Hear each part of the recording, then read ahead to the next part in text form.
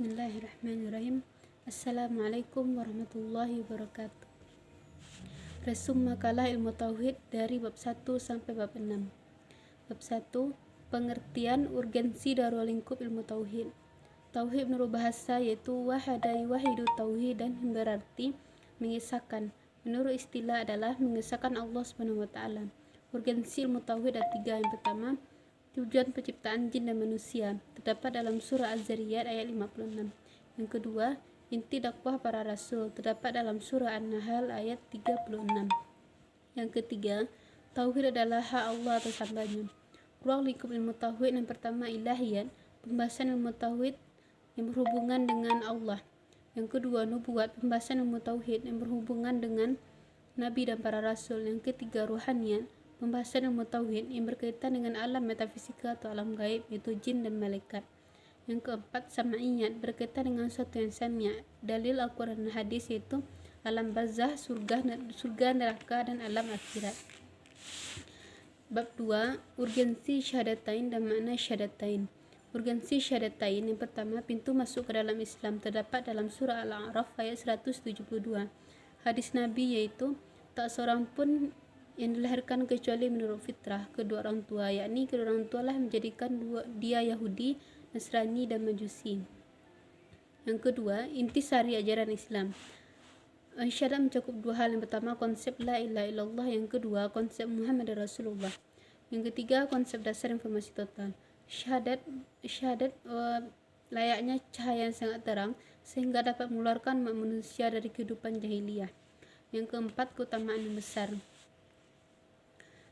Hadis Nabi dari Ubadah bin Al-Samit, aku mendengar Rasulullah SAW bersabda, barang siapa yang bersaksi bahwa tidak Tuhan selain Allah dan Muhammad utusan Allah, maka diharamkan neraka baginya. B. Makna syahadatain. Syahadat itu pengakuan dan keyakinan. Menurut istilah yaitu segenap jiwa dan raga yang meyakini bahwa tidak Tuhan selain Allah dan Muhammad adalah utusan Allah.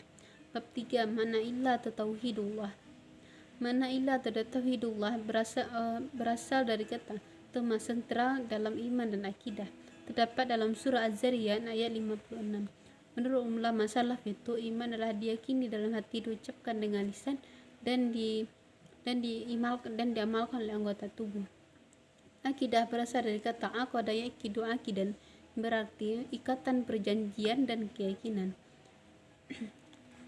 Selanjutnya adalah 4 makna tauhidullah. Yang pertama, sakana ilaih, merasa tentram. Yang kedua, istarajobih, dilindungi olehnya. Yang ketiga, asyaqu ilaih, merasa rindu kepadanya. Yang keempat, wuli'abih, merasa cinta dan cenderung kepadanya. 4 makna yang lain. Yang pertama, al-manhub, merasa diharapkan. Yang kedua, al-mahbub, sangat dicintai. Al-masbu', diikuti dan taati. Al-marhub, sangat ditakuti. Bab 4, mahabbatullah, cinta kepada Allah. Cinta kepada Allah dari iman itu cinta dengan sebenar-benarnya cinta. B. Tingkatan cinta kepada Allah. Yang pertama, bersifat wajib. Wajib itu hanya mencintai sesuatu yang wajib, yaitu hanya melaksanakan sesuatu yang wajib yang diyakini oleh Allah, seperti dia hanya melaksanakan salat 5 waktu dan berpuasa di Ramadan. Yang kedua, al-muqarrabin as-sabiqin, yaitu kecintaan yang sudah di tingkat atas, seperti melaksanakan sesuatu yang wajib dan melaksanakan sesuatu yang disunahkan. Ciri perkara yang bisa mendatangkan cinta kepada Allah yaitu banyak sekali, seperti contoh menolong orang lagi kesusahan. Selanjutnya itu nikmat yang disyukuri. Kita sebagai umat Islam meyakini keimanan kepada Allah itu mensyukuri nikmat telah diberikan oleh Allah. Anwa'ul, yang kedua, anwa'ul mahabbah. Pertama, al-mahabbatu at-tabi'ah, yaitu keinginan atau syahwat. Yang kedua, al-mahabbatu asy-syar'i, yaitu keimanan, kecintaan kepada Allah dengan sebenar-benarnya cinta. Bab 5, syarat diterima syahadatain. Mana syarat ada 2, tauhid dan rasul. Tauhid, keesaan Allah, dan rasul, kerasulan Muhammad SAW.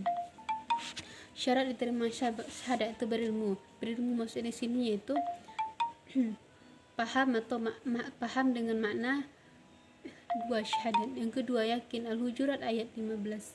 Yang ketiga, menerima semua ajaran Islam. Yang keempat, tunduk, merendahkan diri kepada Allah. Yang kelima, jujur dengan keimanan dan akidah. Yang keenam, ikhlas, Yang ketujuh, cinta. Bab 6, hal yang membatalkan syahadat. Yang pertama, syirik kepada Allah Subhanahu wa taala. Terdapat dalam surah Al-Luqman ayat 13. Yang kedua, menetapkan adanya perantara antara seseorang dengan Allah. Yang ketiga, tidak mengkafirkan kaum musyrikin. Yang keempat,